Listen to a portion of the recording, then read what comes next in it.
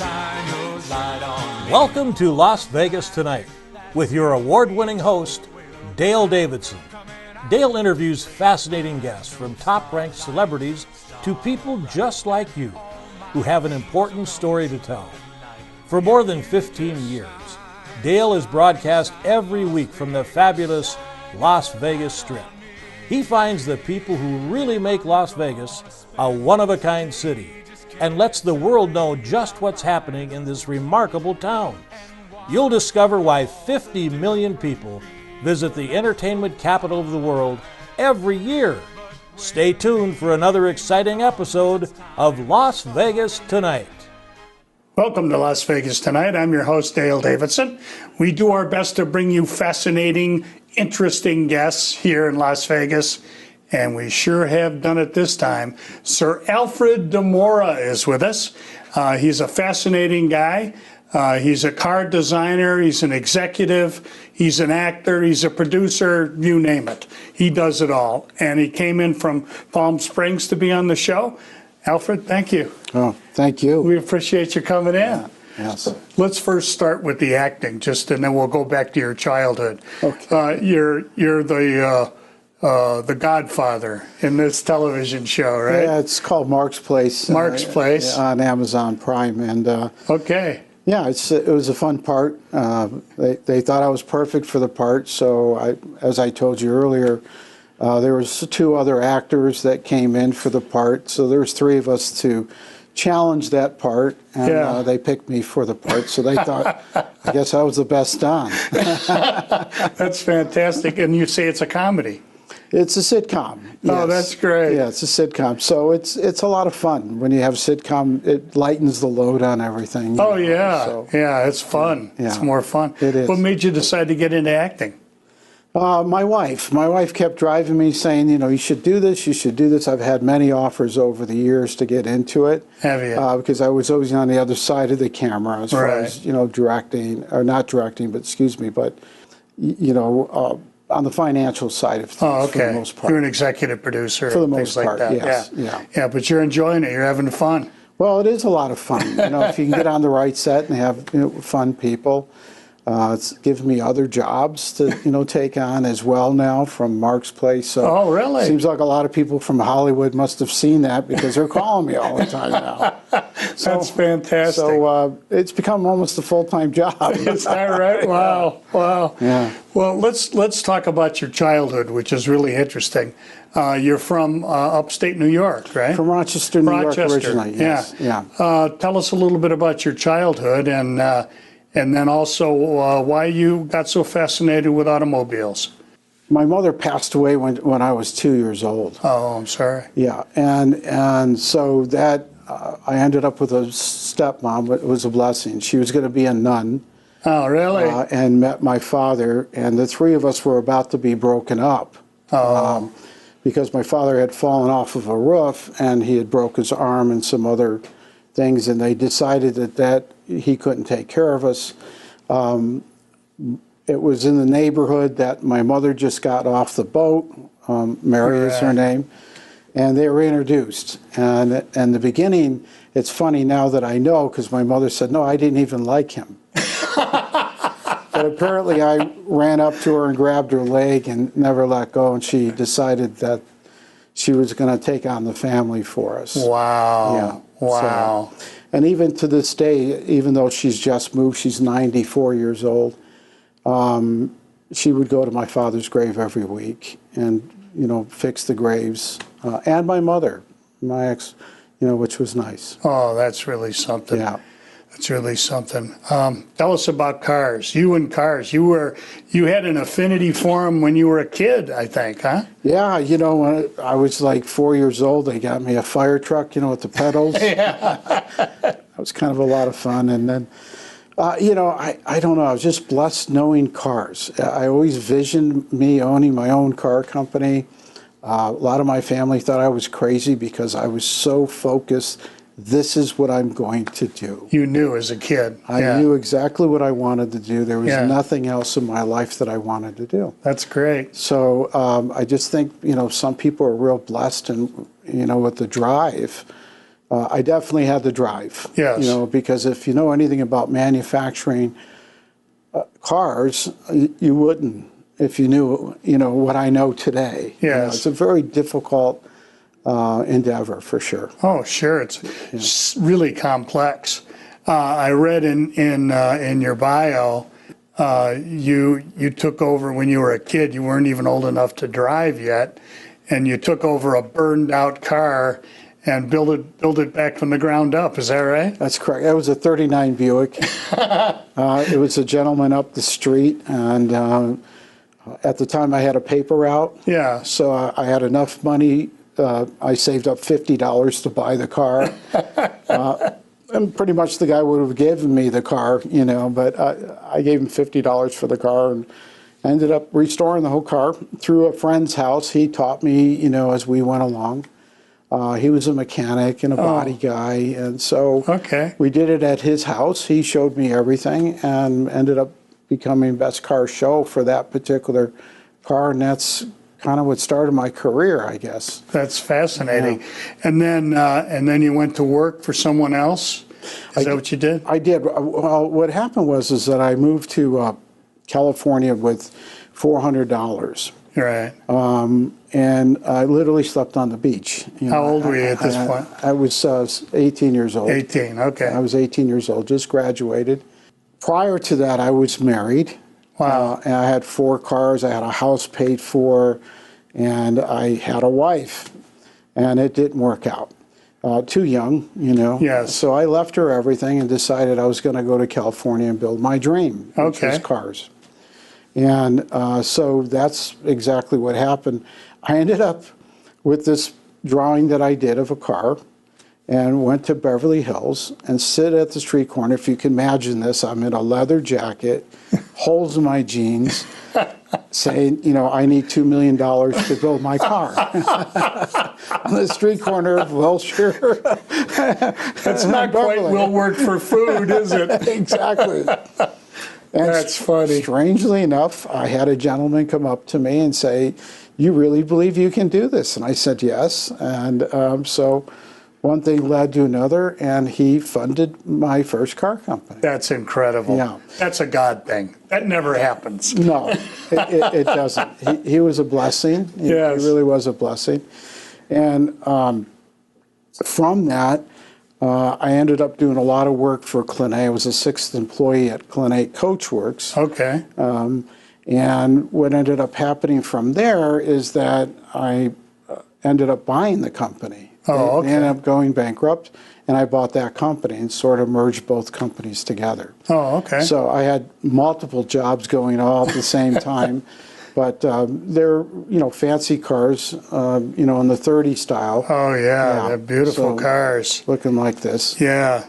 This really particular something. one's called the Vici. This is $1.2 million. Only 1.2 million, folks. Yeah. We'll put some of those up from the website as well as we're talking, because they're beautiful automobiles. In fact, one of them, one of the reviews you got said it was automotive art.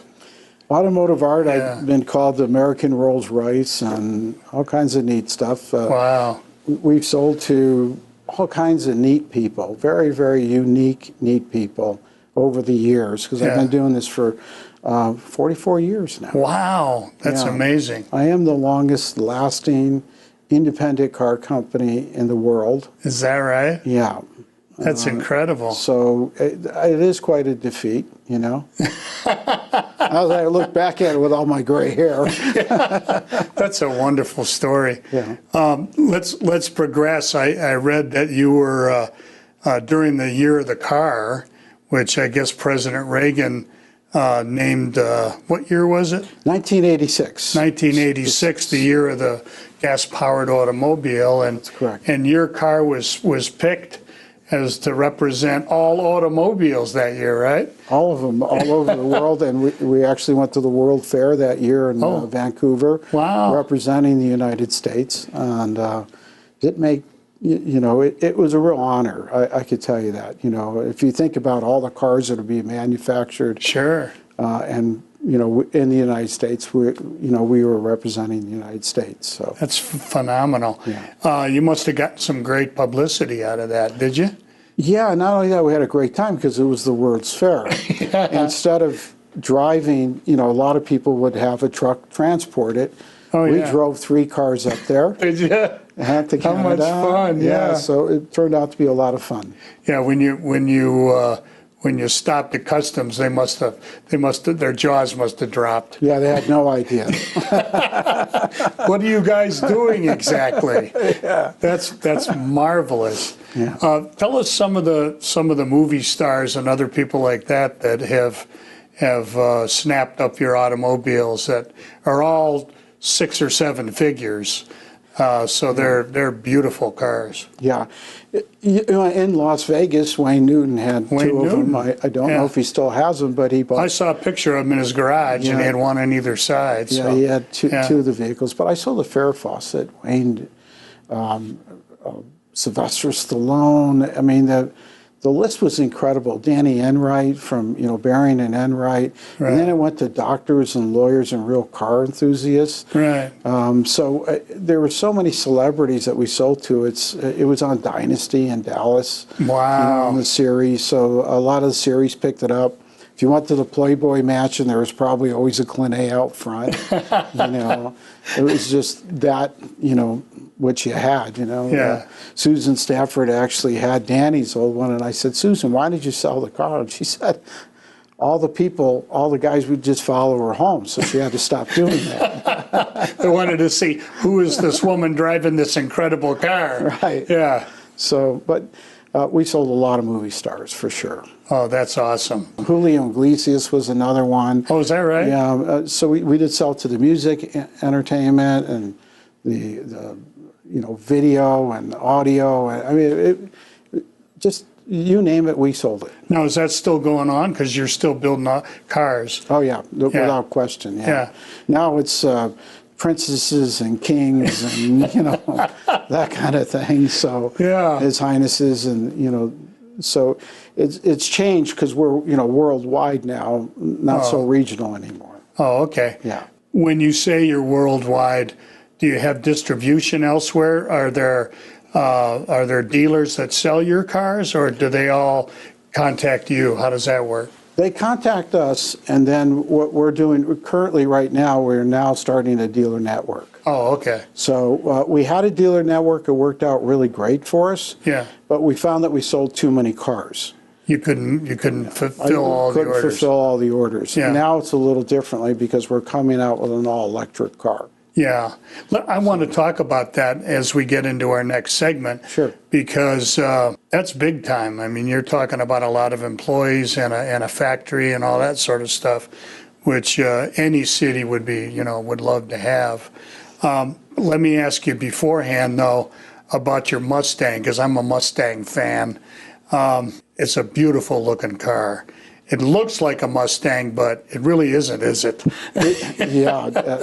It's they range from 550 horsepower to 650 horsepower. Wow. Or more if the customer wants it. But yeah, we totally rebuilt. We take 67 fastbacks, 68 fastbacks, totally redo them. I mean, from the ground up. We add all this strength.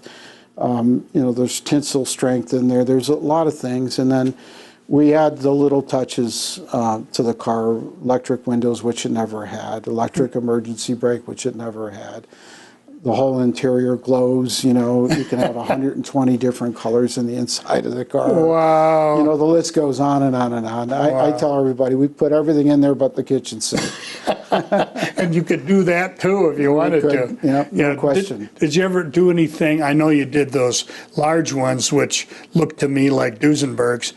But did you ever do stretch limos or anything like that? Did you stay out of that business? We for the most part, we did. We were building a car for Bud Paxton, which was a 4-door. Oh, yeah, At the time, he owned Home Shopping Network Right, with I Roy know. Spears. I know about him, yeah. Sure. And he wanted one. Well, he was one of my dealers, and he had 40 cars on a revolving line of credit. So every time one car sold, he would just replace it with another. And he gave me the largest order. It was 40 cars. Wow, that's at a time fantastic. in Florida.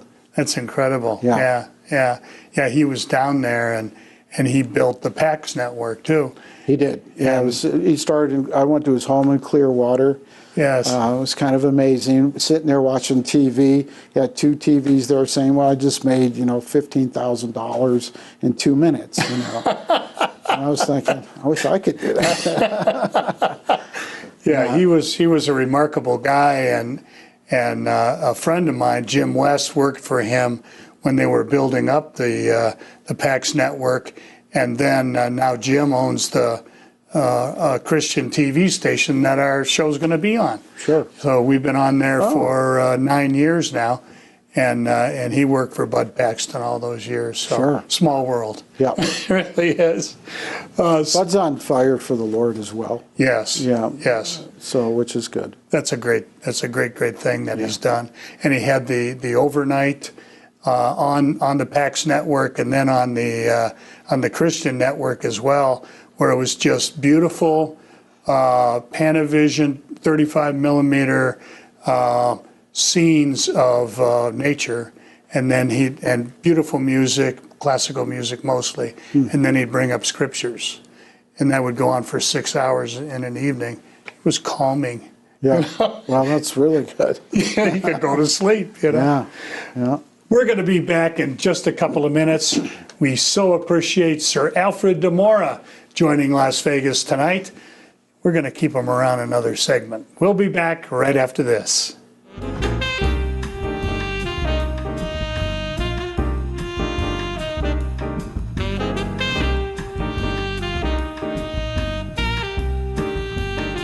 Hi, I'm Dale Davidson, host of Las Vegas Tonight. You know, radio has an enduring place in the heart of America. Sometimes it's music that can enliven your spirit or keep you company when you need some. More often for me, it's just been the right spoken word or two that can quiet my mind and soul. Radio brings me a reassuring word in the quiet of night or a welcoming voice early in the morning as I shake off the night's sleep and find my way into God's purpose for my day. And always, I find the best radio station is the one that brings me the best news, the gospel of Jesus Christ. My favorite radio station is KKVV in Las Vegas, Nevada. It's still right where it's been for years, at 1060 on the AM dial, hovering over Sin City like a gospel airship, broadcasting the good news of the abounding love that Jesus Christ has for every single one of us.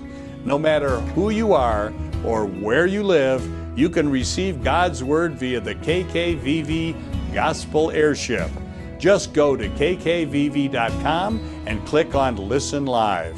KKVV is using all the tools that God's provided them, like podcasting and video streaming and video on demand, to produce programs that lift up our fellow believers and save the lost. If you feel a calling to speak to others about Jesus Christ on your very own show, pick up the phone and call the station. They'll be happy to tell you how.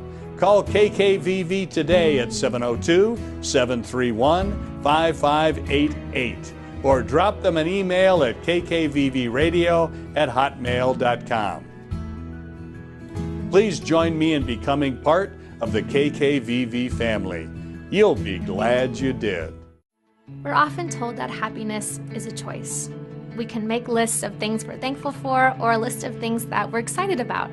But that happiness is artificial, which might make us feel like there's something seriously wrong with us. Why can't we just be happy? Here's something interesting. There's a study that shows only 10% of our unhappiness comes from external circumstances. So theoretically, we can choose to be happy. There's nothing wrong in choosing happiness, especially during difficult times. But this kind of happiness is artificial and hard to keep up. We put on masks and shove our emptiness and hurt down. When we try to create happiness from inside ourselves, it's easy to feel lonely and isolated. But there are times when things are going great in our lives, yet we're still feeling unsatisfied. Don't beat yourself up about feeling this way. There is hope. In any situation you're in, there are two ways of looking at it, positive and negative, right? Well, actually, it's your way or God's way. When you look at it your way, it's easy to will yourself to look for the positive, but we're left feeling restless. But what if we begin to see it from the perspective of God? Our whole world changes. When we enter into a relationship with Him, He shows us more and more about how He sees us and His creation. The Bible reveals to us His character and wisdom. It's a miraculous thing to get a glimpse of how our God sees us and our situation. Today, I'd like to invite you to experience that. By Jesus' sacrifice on the cross, we are able to receive God's grace and have a relationship with Him.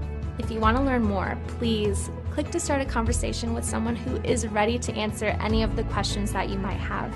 We look forward to connecting with you soon.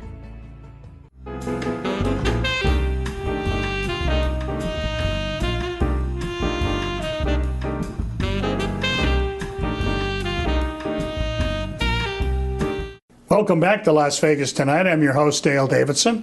We have Alfred Dimora with us, Sir Alfred, and we're going to ask him about that in a second. We're talking about cars, and we're going to talk about the Lord. We talked about acting. This is a very interesting guest. Stick around. How did you become Sir Alfred? That's a fascinating story. Well, I did a lot of work for I was an altar boy. I was a Catholic, growing up in a Catholic neighborhood, obviously. Sure.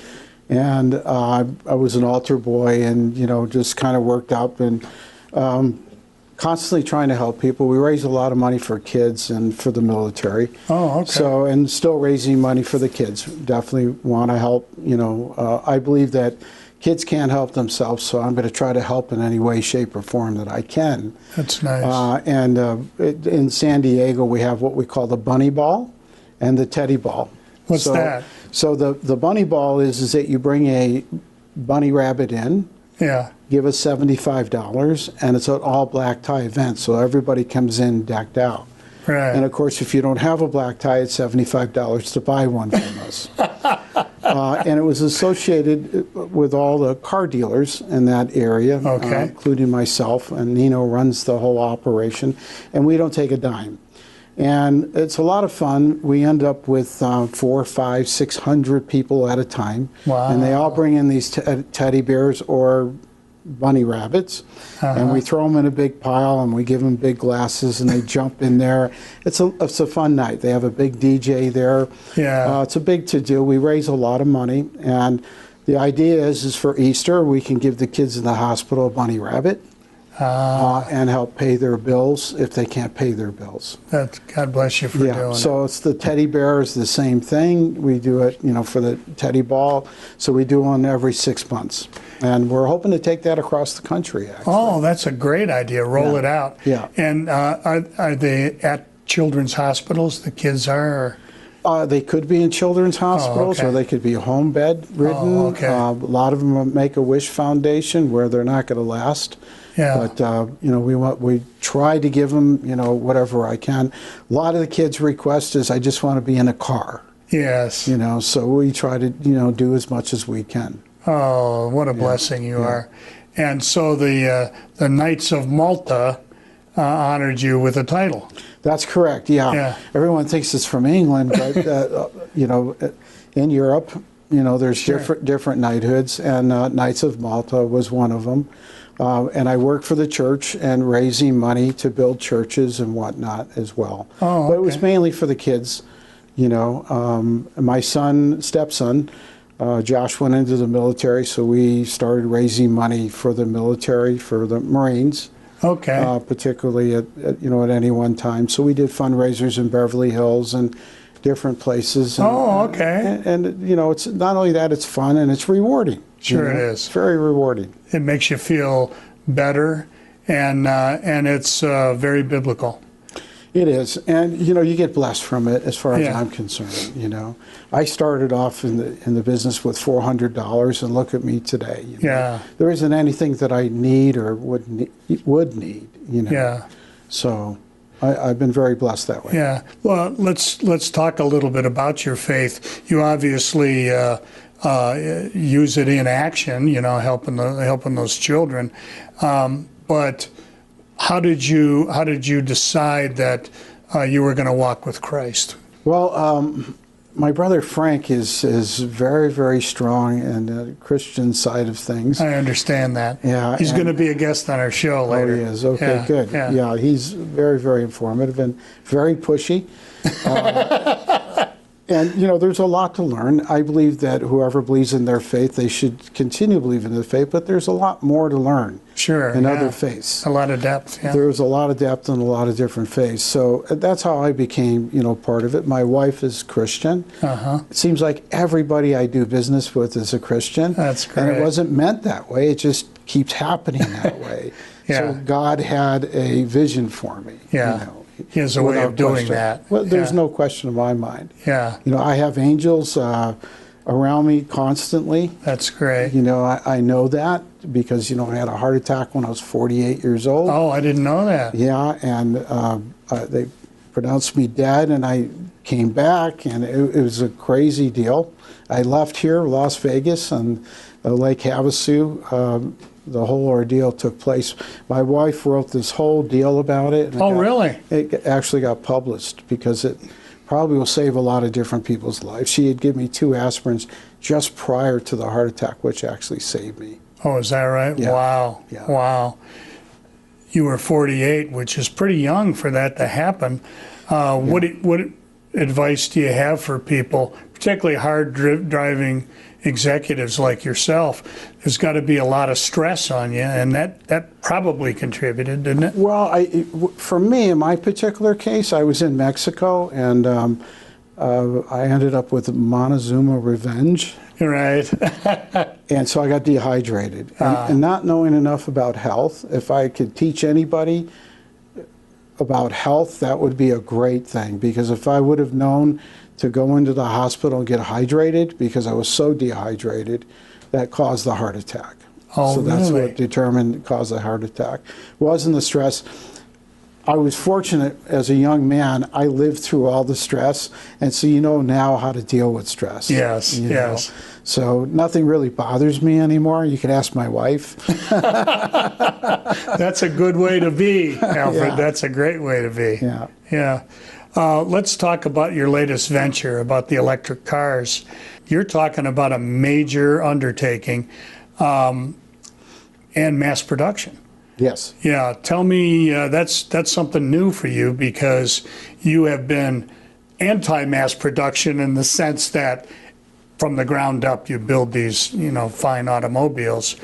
Tell us why you're doing it this way and why an electric car. I'm going to be 65 years old. Okay. Tell the audience that, but Happy birthday. yeah, and on July 4th of all Wow, times. wow. So yeah, The All-American. yeah, it keeps going.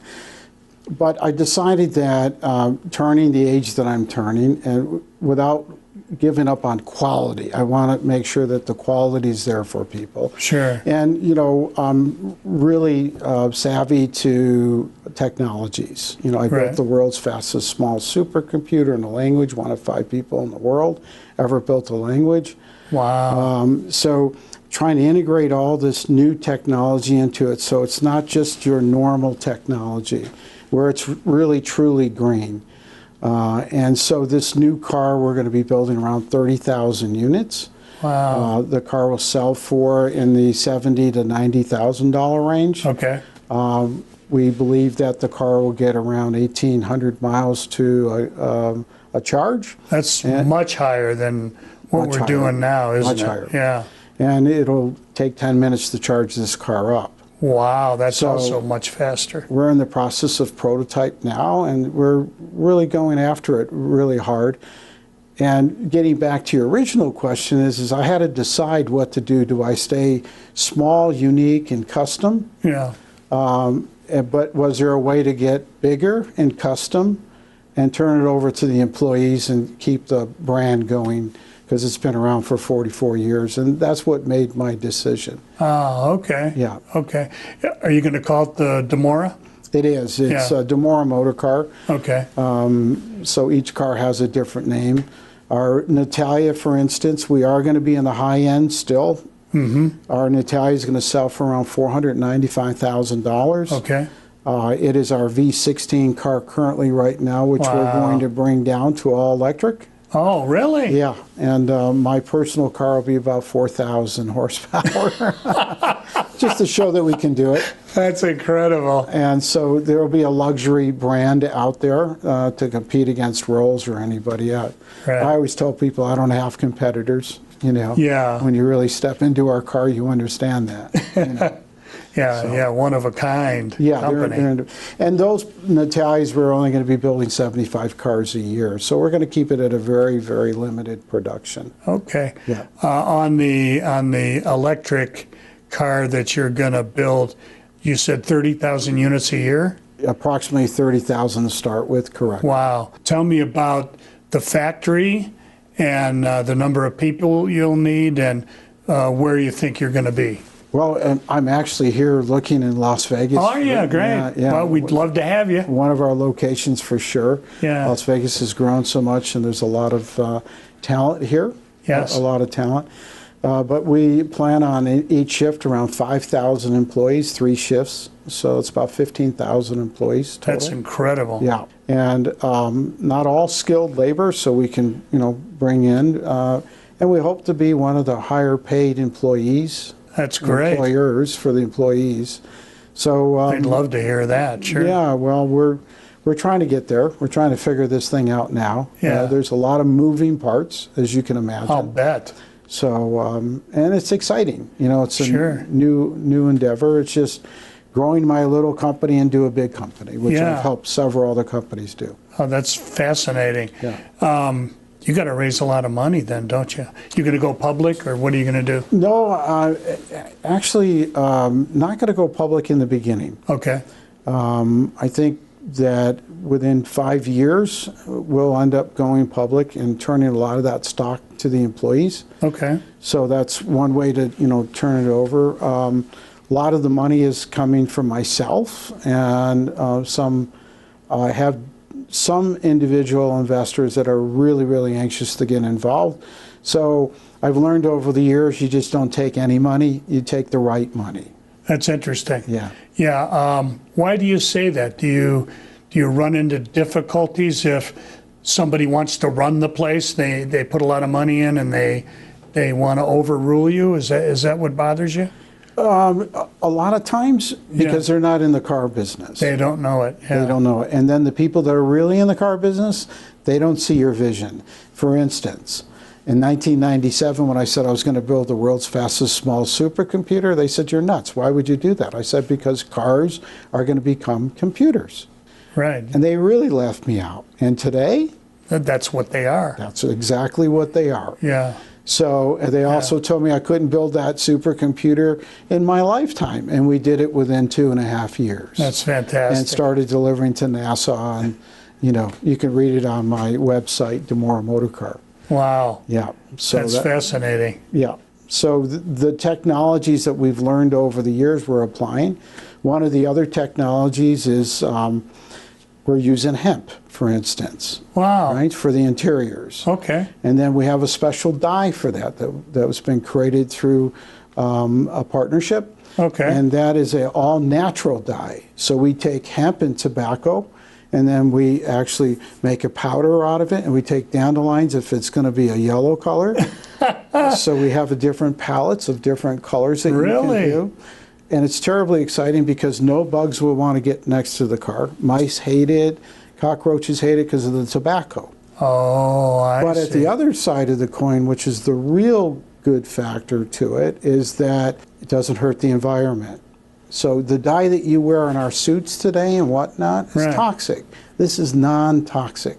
Wow. So hotels now have become interested because you can do drapes, beds, carpet, all kinds of neat things. So we have a company called Tiger Fiber in Missouri, which is just growing like wildweed.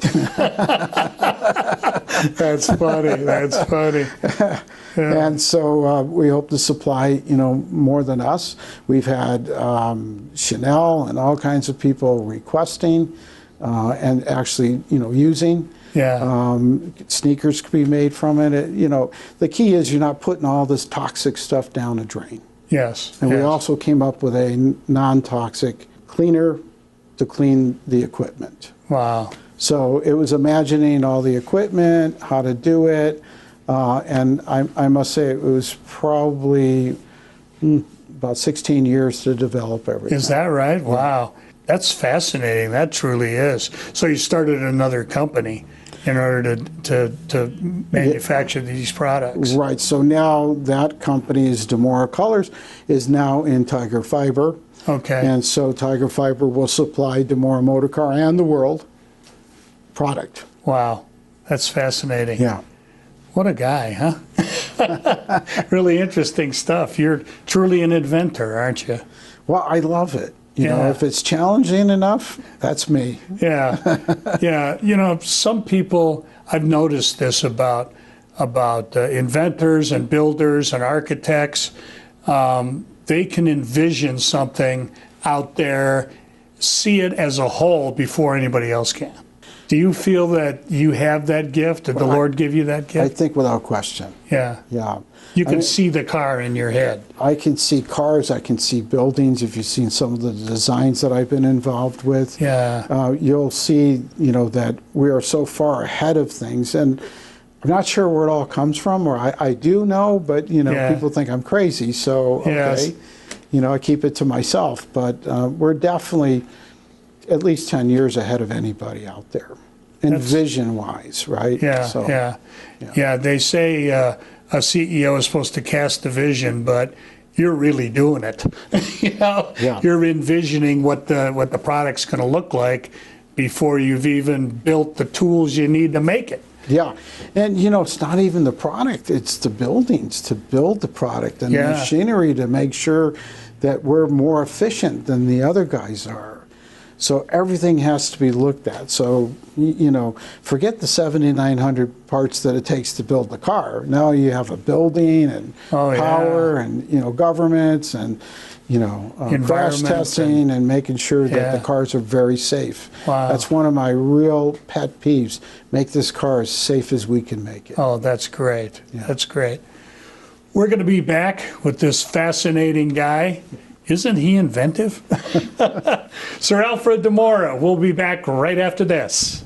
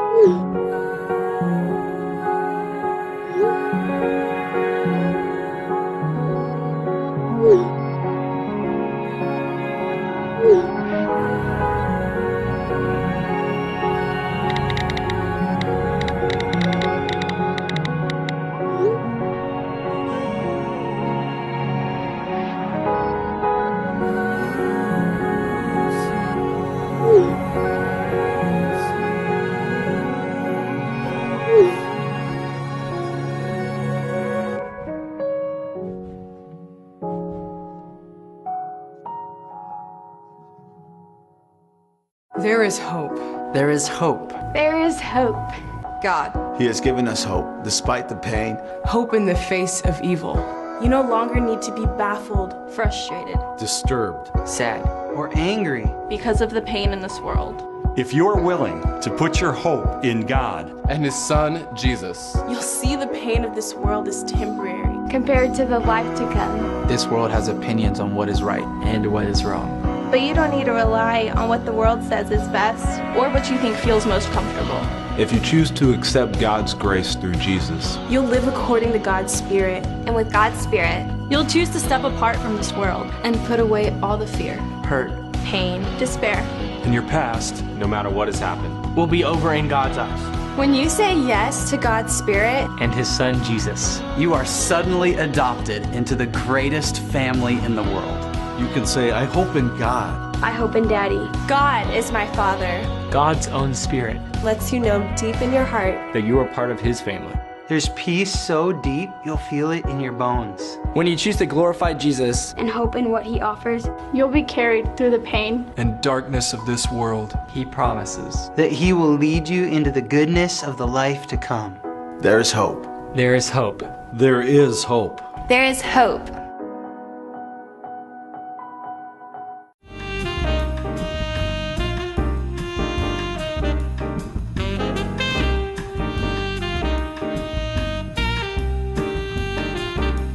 Welcome back to Las Vegas Tonight. I'm your host, Dale Davidson. We are with Sir Alfred Dimora of Dimora Motor Cars, and I'm going to talk him into giving one away to one of our viewers. Because, you know, what's $500,000 here or there? How do you price them? How do you decide, okay, this one's $500,000, this one's $1 million? How do you come up with the number? Well, a lot of people ask me, how do I come up with that number? It's a very good question. Yeah. And, you know, it depends on the build of the car. People don't realize how much has to go into a car. It's time consuming. Yeah. It costs a lot of money to do it. So that sort of sets out the price. On our Natalia, obviously at $2 million, it doesn't take $2 million to build the car. Right. On that particular car, it's because I can ask $2 million for it. So, And get it. And get it, yeah. Yeah. And the Natalia is named after, I name all my cars after women, and the Natalia is my mother's maiden name. Oh, okay. So it's the Natalia SLS2, Sports Luxury Sedan. 2 means how much it cost. $2 million. $2 million. So when you see a number on the side of my car, you know how much it cost. That's easy. So there's no when you do have your dealer network, there'll be no negotiating, will there? We've never negotiated. Yeah, you just In said, fact, our this is the cars price. typically go over sticker because they're hard to get. Oh, is that right? Yes. That's fascinating. Yeah. That really is. That's happening in the real estate business now. Absolutely is. You know, particularly in your state. It's going crazy. Yeah. Yeah, it really has gone nuts. Speaking of California, I want to talk politics with you a little bit if we can. Sure. A lot of people, and you're looking at possibly moving a company here. Other companies in California are doing the same. Taxes are part of it. You know, you got some pretty serious taxes going on there. I know some, pretty big names. Tesla, for example, has talked about moving out. What do you think it's going to take? And I'll try to represent the interest of California for just a minute. What would it take to keep these companies there? Because California has a long history of manufacturing. Going back to planes during World War II. Yeah. What do you think it would take to improve the business climate in your state? Well, one thing I want to say is that the innovation does come out of California. Yeah. Anytime you see something, it's California first, then New York, and then the rest of the world. Right? It happens that way, doesn't it? It does happen that way. Yeah. I hate to see that leave, and the same for us. We hate to leave as well. Yeah. But the taxes are so high. There's no incentives to be in California. In fact, there's a disincentive not to be there. Yeah. So they need to revamp bringing people in back to the opportunity zones, the grant money, and somehow revamping the whole thing. Yeah. I'm not the expert in it, but I know that there's a lot of people out there that say, let's get back to what we used to be in the 50s, 60s, 70s. Yeah. There was a lot of manufacturing, and as you say, a lot of innovation, coming out of that state. It's like we always looked at California for what's going to happen next everywhere else, not just that kind of stuff, but the political aspects of it all. You're an intelligent businessman who has to deal with politics and Washington and lobbying and those kinds of things. We seem to be at loggerheads as Americans right now. You know, we got a left, we got a right, and it's really hard to get together. The strength of our nation and our political structure seems to be people would come to the center. You know, they might start out in the primaries, you know, with the more radical base, and then, you know, by the time the general election came, you know, they were in the middle somewhere. But that doesn't seem to exist now, and it's hard to see how it can. Tell me what your thoughts are on that. Times have changed. Yeah. The computer business, the internet's changed things. We see things right away. Before, we never used to see things right away. We might have heard of it. A month later, we might have seen it in the paper, but we didn't really know what to believe or not to believe. Right. Right? Okay. Today, everything's instant.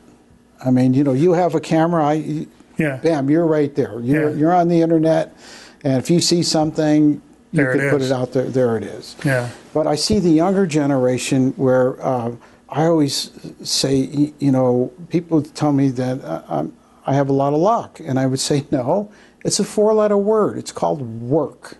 Right. Right? Right. I don't see that in younger people today. Oh, okay. I don't see that, okay, I'm going to go out and I'm going to go nail this down. I see him behind a computer, and anytime that you see somebody, my daughter, she drives me crazy. She's typing on her phone, and the person's right across the, you know, right there, you can see her. You know, and I tell my wife, don't text me because I'm not going to read it. Yeah. Yeah, I want to talk to somebody. That's I want funny. to know in person who those people are. I think we've lost that. So now the country's now divided. The government's saying, hey, we'll pay you to survive. Don't worry about it. You know, and the other people are saying, wait a minute, we work so hard to get there. Why are you going to take it from us? Yeah. So to support people. I get both sides because I've been on both sides of the fence. I've been poor and I've been lucky. Yeah. Right? Believe me, the rich don't mind giving to the poor. They just don't want to hand it to them.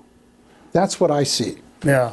Ronald Reagan, who was my favorite president in my lifetime, believed in workfare, you know, not welfare. And to say to people, yeah, we're going to see that you make a living wage, but you're going to have to work. Yep. And I wonder whether something like a WPA with Roosevelt would be good for our infrastructure, because we have roads and bridges and things like that, as you well know, being in our automotive business, that need work. What do you think of that as a concept? Well, without question, there's a lot of work out there, but you know, who's going to pay for it is now the big question. Right. And I think that the governors have too much power. I think that the when you're talking about Congress, they should rotate Congress out. You don't become a lifer. You need to rotate it out, to be fair. Yeah. You know, and that's one of the problems that I see in Washington. You have these guys in office for 35 years. Well, 40 years. Yeah. So, you know, they're hidebound. Exactly. Yeah. Yeah. Yeah. I worry too about, and we'll get into the faith-based things right now, but I worry about the coarseness of our society. I didn't even bother to watch the Grammys this year because I knew it was going to bother me, and from what I hear, I'm glad I didn't. Entertainment, in particular, and you've been a movie producer, music, even fine art, have gotten really crude, and I think that's due to a lack of religious instruction, if you will, of kids. What do you think we should be doing about that? Well, I'll tell you, I'm very concerned what's happening with the churches and the government now stepping into the churches. Yes. I believe they have no business in there. You're on borderline communists, and I hate to say that, but that's how I see it. Sure. When they start directing people in churches and whatnot, well, what is that called? That's socialism, without question. Yes. Right? You can go to Venezuela, you can go to other places, and you can see it. Now, why half of the other people don't see it, and I'm not saying switch all the way over, but they're just too far left. Yeah. Right? Yeah, I agree. So they need to come back and get that unity. That's my, one reporter's report to you saying, you know, let's try to unify this thing. Let's try to figure this thing out. Sure. We don't want to become China. I've been in and out of China a lot. We manufactured our cell phones in China. Oh, okay. But, you know, it's difficult. You don't really realize, you know, what kind of restrictions and restraint that you have over you if you become socialism. Yeah, yeah. Yeah, part of that is the lack of civics instruction. You know, when I was in high school, your senior year, you took civics, you know, and explained how does a bill become a law, you know, and those kinds of things. And a lot of schools are not doing it anymore. Well, which it's is not part only of it. the schools. It go back to the parents. I mean, if I was out of line, my father had no trouble punching me. Today, the kids call the police and you go to jail. Yeah. So you can't even say, you know, anything to the kids, basically. So how are they going to get good guidance? Yeah. That's, you know, and it works that way from when you're a kid all the way through to you're an adult. Yeah. And religious instruction, which is what I call it, is key, isn't it? Right. My kids all went to Catholic schools all the way through college. And I'm not Catholic personally, but they were. My first wife was Catholic. And they were altar boys and all. And I'm not saying they're perfect kids. They're adults now, of course. But they had that instruction. They had that basis. Yep. And when you have that basis, you can really learn the subject. But God is in math. God is in science. Yep. God is in every subject. Yep. I totally agree with that. Yeah. People just need to be taught. Yeah. And actually absorb the information. Yeah. You know. We just have a couple minutes left, Alfred.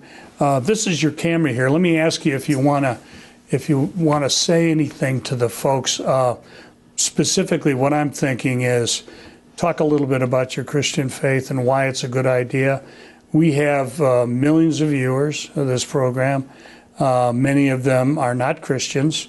They saw that. Here's an interesting guy I think I saw on television. Isn't it the Don there, the Don of Dons? And so they stuck with us up to this point because they found it interesting. Mm-hmm. If you wouldn't mind maybe addressing the audience a little bit and talking about why Christ is a good idea. Again, this is my belief, is that, you know, if you believe and if you give, I always believe what comes around goes around. And it's so important to understand what it is, and sometimes it's very difficult to understand. It's hard to believe.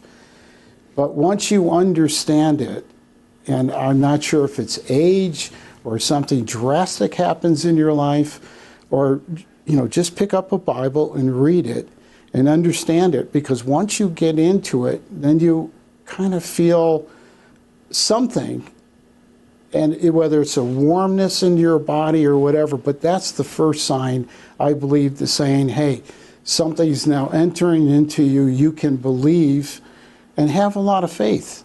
The faith, I mean, I would have never dreamt that I have a star on the Walk of Fame. I would have never dreamt that I met all these movie stars. And I got into business because of Bo Hopkins, which was American Graffiti. And I've seen the show about 30 times. And next thing you know, Bo Hopkins is my best friend. Coming out of Rochester, New York, barely graduating high school, you would think this would never or could ever happen to me, you know?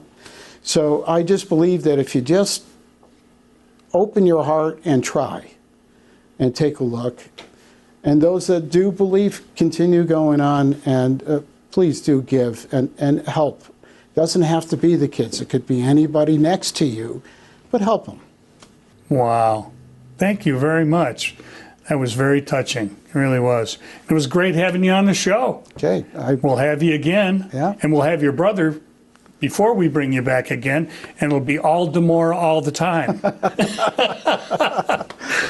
Thanks for coming on the show. Pleasure. God bless you. Thank you for having me. Sir Alfred Dimora, terrific guest.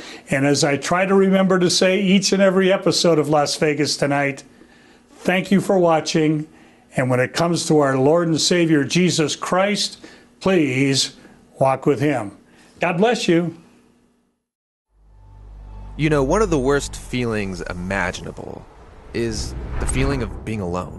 I mean, this is why solitary confinement is one of the cruelest punishments ever in human history. Yeah, we were designed for relationships. The most meaningful thing in life is to be truly known by another person. But this can actually be kind of scary, too. I mean, what if I let people down?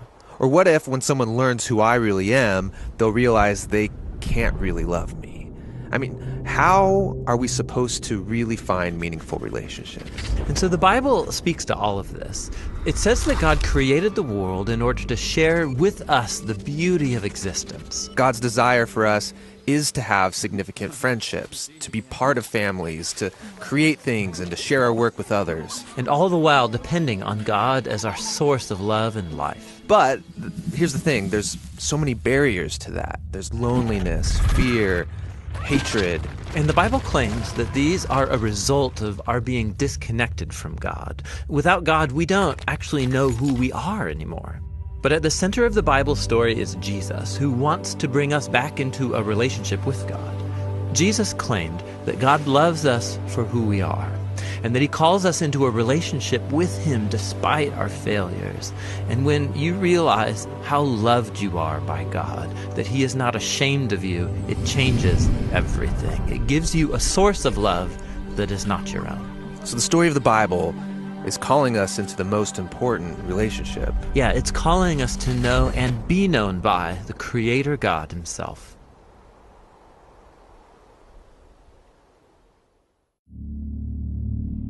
Happiness, harmony, just the two of you. But suddenly, you're alone.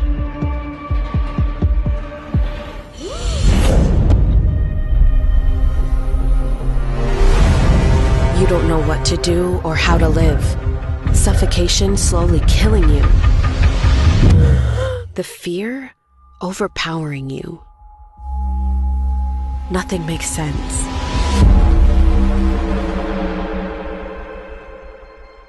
But you're not alone. The one who created love knows your heart. He is Jesus, who brings life so you will breathe again. Come on and shine, shine, shine. Las Vegas, shine your light on me. You've been watching Las Vegas Tonight with your host, Dale Davidson. We hope you've enjoyed this edition of our show. We so appreciate your loyalty to our program. To keep Las Vegas Tonight on the air, please go to our website, vegassaints.org, and click the Donate button. To send a check or money order, please make it out to Dale Wynn Davidson Ministries and mail it to 9030 West Sahara Avenue, Suite 255, Las Vegas, Nevada, 89117. To suggest a guest to appear on the show or any other suggestions or questions, write to Dale at dalewdavidson@yahoo.com or call him at 702-480-3989. Shine, Las Vegas, shine your light on me.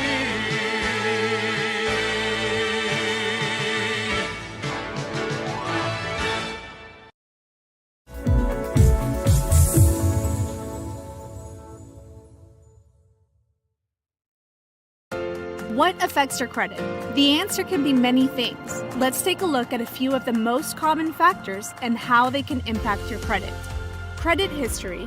In order to have a credit score, you need to have open and active credit accounts. This gives you the opportunity to build a credit score and get approved for larger purchases such as a car or a home. So it's important to have a responsible record of debt repayment. Available credit and usage. The rule of thumb is to use 30% of your available credit to minimize the impact of debt on your credit score. In other words, the less credit you use, the better.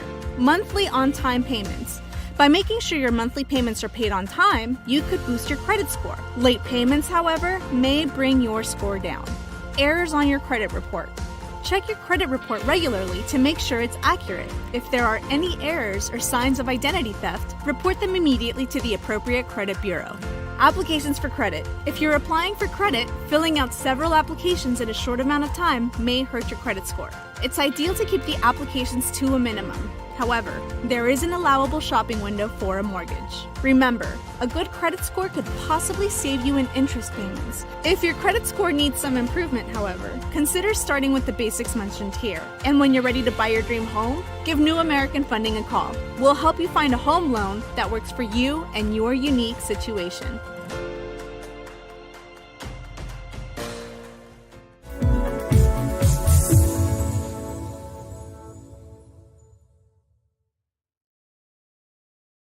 Got Films is a full-service production company that provides motion picture quality content and production services for use in the film and TV industry. Looking for a seasoned crew, high-quality equipment, or other production services for your film, TV, commercial, corporate convention, sports, news, or interview project? Your search stops here. Some of our projects include NASCAR, American Restoration, Pawn Stars, Counting Cars, Top Chef, BattleBots, Forge and Fire, and Street Outlaws.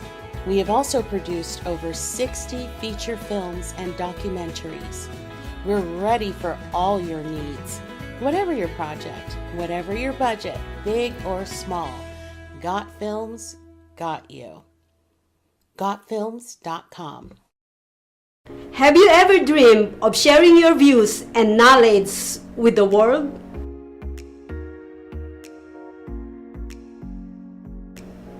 It should be easy, right? Just turn on your phone, talk into the camera, upload to your social media, then sit back and wait to go viral. Unfortunately, it's not that easy. Not only that you need a great message, you also need a video production as well as a quality sound and lighting. If that's not enough, you still need to make sure that video's description, title, and thumbnails are optimized by SEO and search algorithms. What a hassle! Don't worry, Social Media Shows is here to help. With our years of production online experience and professional studio, we can remove all the technical roadblocks out of your way so that you can focus on the message you want to share with the whole world. We have production plans that fit any budget. Visit Social Media Shows today at socialmediashows.com and schedule your free pilot audition today.